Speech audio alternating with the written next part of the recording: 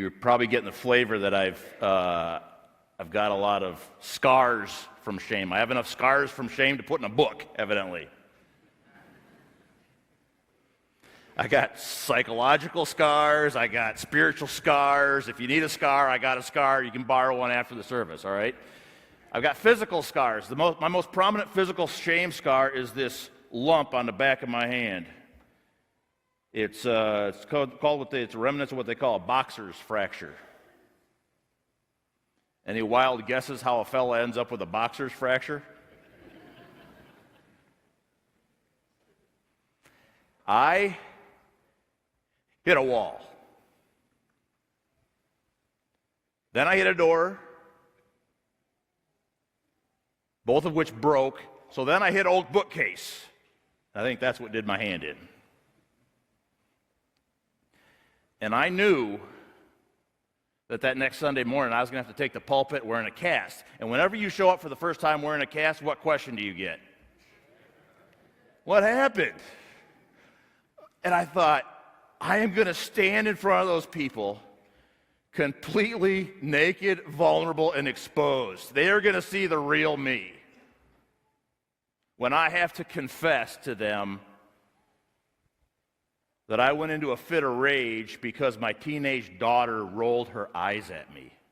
There will be no hiding who I am then. This lump, though, it set me on something of a quest. A quest to understand why I do what I do. Why do I have to break my hand on a wall? Why do I make decisions I make? Why do I choose things that are later going to hurt people, hurt myself, hurt my friends, family, hurt my God? Why do I make these decisions that later I'm going to regret making? And what I found was that the root of those decisions in my life has been consistently this voice called shame. And I knew that I couldn't just change my behavior. I knew that if I were going to kill the weed, so to speak, I'd have to get the root.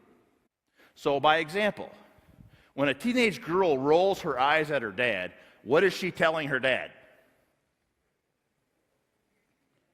Somebody said it. Where was that? You're an idiot. Okay? And my daughter is small. She's looking, and I just want you to hear her voice. Dude, you are an idiot. Now, that voice, that message from your daughter, regardless of how many times a day it happens, it's got to be something a grown man's going to have to deal with. But instead, inside of me, it wells up this defensive rage. So I have to ask myself, why am I so defensive right now? Why do I feel this way in my gut? Why is this happening to me? Why do I have to defend myself in front of this girl, my daughter? Why do I have to do this? But I feel like I do. And whenever somebody gets that defensive, this is something I learned from my wife. Anytime anybody gets that defensive, it's usually because they think maybe there's just some truth in what the accuser is saying. Maybe, just maybe, my daughter is right.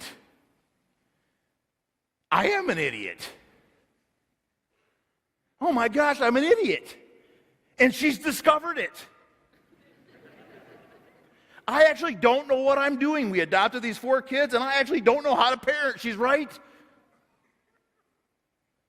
And I felt exposed. I felt found out. And when you feel found out, you lash out. That's what shame does. Because it wants to create a diversion. It wants to give you an escape path out of the situation you're in when you feel naked and feel shame. This quest I'm on matters to me, not just because of how it's affected me, but because it's how it's affected my whole family, my kids.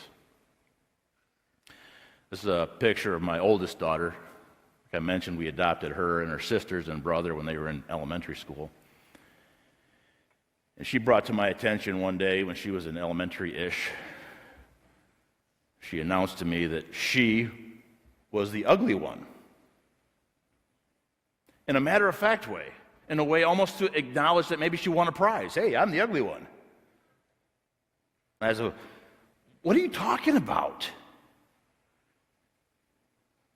She said, compared to my sisters, I'm the ugly one because my lips are fatter, my nose is wider, my skin is darker, and my hair's kinkier. And I thought, who told you that? What?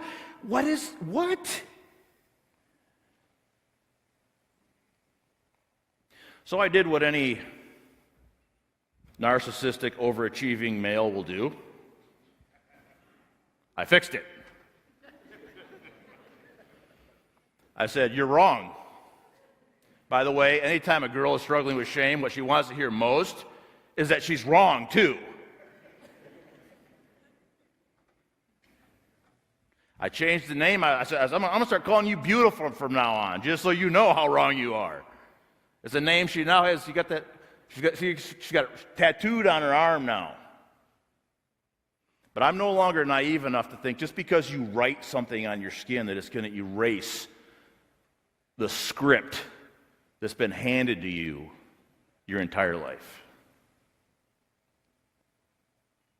But I realize this lump on my hand reminds me I'm no different. I'm the exact same. That every day that girl's going to have to do battle with that voice in her head telling her she's the ugly one. That my little girl's going to have to wake up every day and fight that voice. And she's going to make decisions based on that voice. She's going to do things that voice is commanding her to do to fend out, to prove to the world she is not the ugly one. And I shudder to think of the choices a young girl's going to make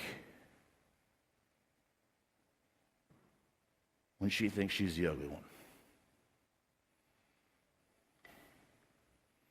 Choices that she's going to regret the rest of her life. The kind of choices an adult man is going to make when he thinks he's the idiot. Choices that insist I overcompensate. Choices that insist I overfunction. Choices that insist I fix everything. Choices that insist I always be right about everything. Choices that insist, you get the pattern here? How'd you like to be married to me? Somebody right now saying, I think I am. The man and his wife were both naked and they felt no shame. How's that even possible? And here's what's weird, okay, is this little one phrase passage shows up after 24 full verses of creation of all weird things. So we have just come through everything talking about what God put into creation, 24 chapters, and on and on and on and on. He put this, he put this, he put this, he put that. And we come screaming to a halt at the one thing God did not put there.